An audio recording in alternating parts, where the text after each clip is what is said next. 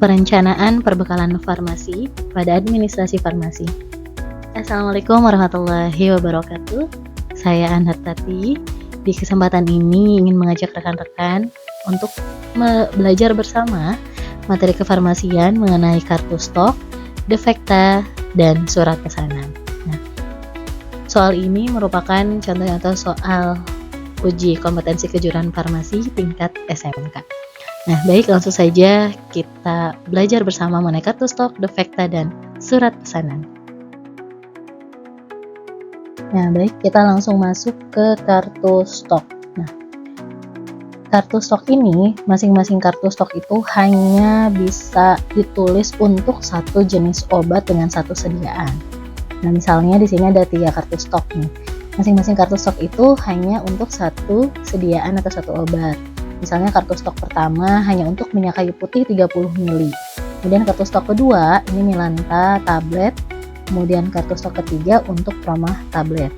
Nah, dari kartu stok ini kita akan menghitung pengeluaran selama satu periode. Nah, satu periode yang kita maksud di sini adalah 7 hari. Jadi satu periode ini boleh 1 minggu, 1 bulan, 1 tahun ya. Nah, di kesempatan ini kita membahas satu periodenya adalah selama 7 hari atau satu periodenya 1 minggu. Nah, karena satu periodenya 1 minggu sama dengan 7 hari, maka yang pertama harus kita lakukan adalah lihat tanggal terakhir di setiap kartu stok ya. Contoh di sini tanggal terakhirnya tanggal 28 Januari 2025, ini juga sama tanggal 28. Kemudian yang ini tanggal 28. Nah, kemudian karena satu periodenya itu 7 hari, maka kita harus menghitung dulu tanggal awalnya. Nah, tanggal awalnya adalah dari tanggal akhir 28 Januari dikurangi dengan periode ya. Periodenya adalah 1 minggu atau 7 hari. Sehingga tanggal akhir yang ini dikurangi dengan satu periode atau 7 hari berarti sama dengan 21. Jadi 28 dikurangi 21. Ya maaf, 28 dikurangi 7 hari sama dengan 21. Sehingga periode untuk masing-masing kartu stok ini mulai dari tanggal 21 Januari sampai tanggal 28 Januari. Nah, kemudian kita cek masing-masing kartu stok dari mulai tanggal 21. Nah, ini ada tanggal 21-nya. Kemudian tanggal 24, lalu tanggal 25. Nah, berarti nanti kita lihat yang keluar pada tanggal mulai dari 21 sampai 28.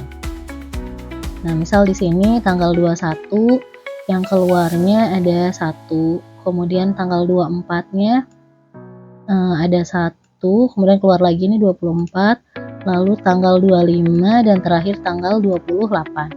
Nah, sehingga untuk minyak kayu putih ini selama satu periode ada 5 botol yang keluar. Berikutnya untuk Milanta. Nah, kita cek untuk Milanta. Di sini karena kita mulainya selama 1 minggu 21 sampai 28 Januari. Nah, hanya ada 1 nih yang keluar yaitu di tanggal 28. Ya, keluarnya hanya 1. Lalu berikutnya untuk Promah tablet. Nah, Promah tablet juga sama. Dari mulai tanggal 21 sampai 28 itu yang keluar hanya di tanggal 28, yang keluar 1. Nah, jadi ini masing-masing untuk kartu stok. Nah, kemudian nanti berikutnya kita akan menghitung dan mengkalkulasikan lalu menyimpulkan dulu dari ketiga kartu stok ini obat yang paling sering keluar selama satu periode itu berarti kita kategorikan ke dalam fast moving ya, fast moving. Nah, kemudian obat yang jarang keluar ini seperti yang Milanta dengan Promah berarti masuk kategori slow moving. Jadi yang ini fast moving, yang ini slow moving. Jadi fast moving itu banyak yang keluar ya, atau pergerakannya lebih cepat. Kemudian yang slow moving nah tentu kebalikannya. Lalu berikutnya, setelah kita menuliskan atau menyimpulkan hasil dari kartu stok tadi yang mana obat yang kategorinya fast moving dan slow moving. Nah, lalu berikutnya adalah kita masukkan ke dalam pembuku defekta. Jadi buku defekta ini fungsinya adalah untuk menuliskan obat atau persediaan yang hampir habis atau sudah habis, di mana obat tersebut yang masuk dalam kategori fast moving.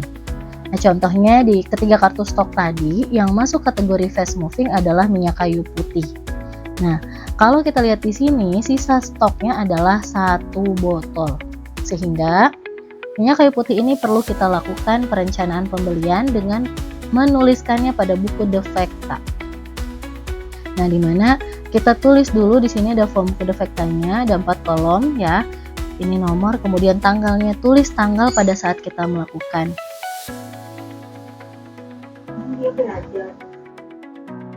Nah, kemudian kita tuliskan tanggal dilakukannya analisis, misalnya hari ini di tanggal 3 Desember 2025.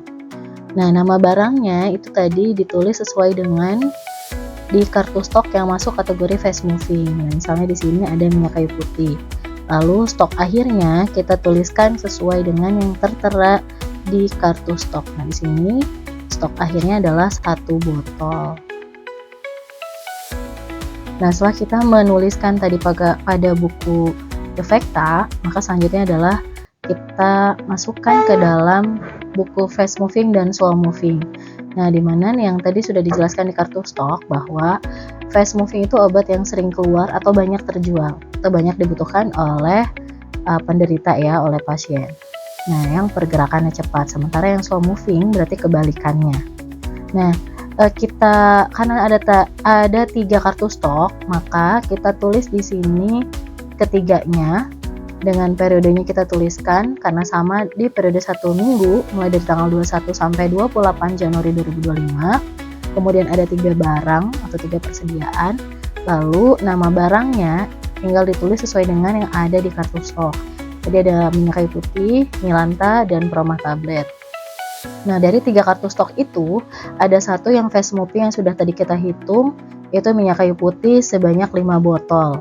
Nah, sementara Milanta dan Promah itu masuk kategori slow moving karena hanya ada 1 yang keluar selama 1 periode, yaitu Milanta sebanyak 1 tablet, kemudian Promah tabletnya sebanyak 1 strip.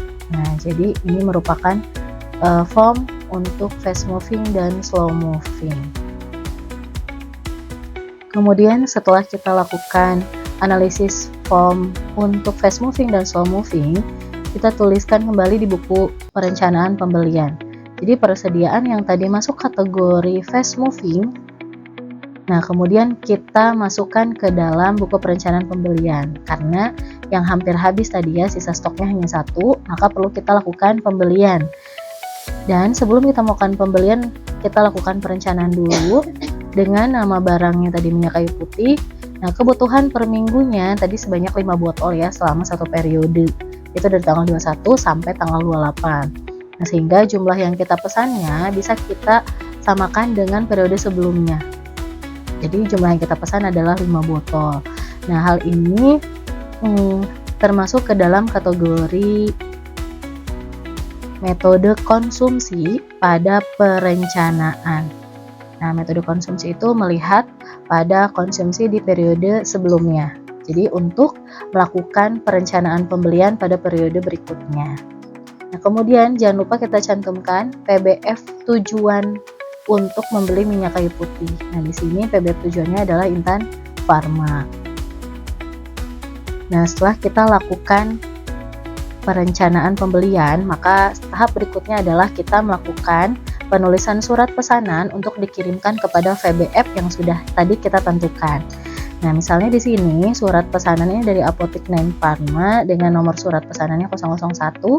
Nah, kepada PBF Intan Pharma sesuai dengan tujuan kita tadi yang menjual minyak kayu putih. Nah, di sini nama barang yang tadi hampir habis ya, yang sisa stoknya hanya 1, yang masuk kategori fast moving yaitu minyak kayu putih, kita pesan sebanyak 5 botol. Lalu jangan lupa diberikan paraf oleh orang yang melakukan penulisan surat pesanan dan kemudian juga ditandatangan dan distempel oleh apotek mengelola apotik. Jadi tanda tangan oleh apoteker mengelola apotik, kemudian kita berikan stempel ya. Sekian pembahasan kita yang berkaitan dengan kartu stok sampai surat pesanan. Terima kasih banyak atas perhatiannya dan mohon maaf apabila ada kekeliruan pada proses penyampaian ini. Terima kasih. Assalamualaikum warahmatullahi wabarakatuh.